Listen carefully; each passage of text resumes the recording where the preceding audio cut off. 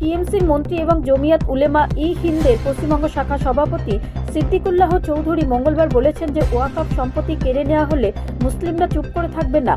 AC room থেকে অনেক কিছু বলা খুব সহজ, কিন্তু কেউ কি গ্রামে নেমে বলতে পারে যে ওয়াকফ সম্পত্তি তাদের নয়? কি পদক্ষেপ নেওয়া হবে? আমরা কেন্দ্রের এই সিদ্ধান্তকে সৎ বিশ্বাসে দেখছি না, এটি জোর করে মুসলমানদের ওপরে চাপিয়ে দেওয়া হচ্ছে। চৌধুরী এখানে এক সংবাদ সম্মেলনে বলেন, কেন্দ্রের নতুন ওয়াকফ সংশোধনী আইন 2025 বাস্তবায়নের কয়েক মাস ধরে অস্বীকৃতি জানানোর পর টিএমসি সরকার গত সপ্তাহে আইনটি গ্রহণ করে এবং 5ই ডিসেম্বরের মধ্যে রাজ্য জুড়ে 82,000 ওয়াকফ সম্পত্তির তথ্য কেন্দ্রীয় পোর্টালে আপলোড করার নির্দেশ জারি করে। রাজ্য সরকার আগে কিছু ভেবেছিল, এখন মুখ্যমন্ত্রী মমতা বন্দ্যোপাধ্যায় নিশ্চয়ই অন্য কিছু ভাবছেন।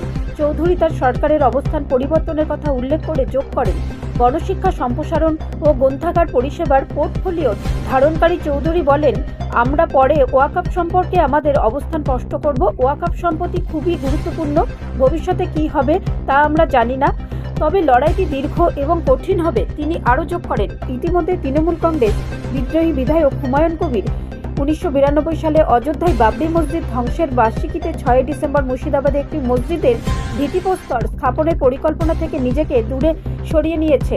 চৌধুরী ও কবিরের পরিকল্পনা থেকে নিজেকে দূরে সরিয়ে নিয়েছেন। একজন রাজনৈতিক নেতা এমন কিছু কথা বলেছেন যা মানুষের মনে প্রশ্ন জাগিয়ে তুলেছে।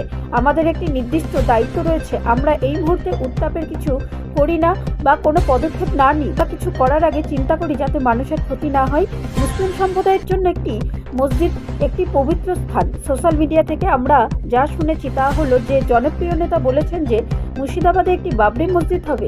এটি যেভাবে উপস্থাপন করা হচ্ছে তাতে মনে হচ্ছে 6 ডিসেম্বর বাংলায় কোনো বড় বিস্ফোরণ ঘটবে। মন্ত্রী বলেন, ষড়যন্ত্রের দিকে ইঙ্গিত করে তিনি আরও বলেন, এটি একটি ষড়যন্ত্র বলে মনে হচ্ছে, এতে মুসলিম সম্প্রদায়ের কোনো লাভ হবে না, মসজিদ রাজনীতির জন্য নয়। ব্যুরো রিপোর্ট, রাষ্ট্রীয় প্রসার বাংলা।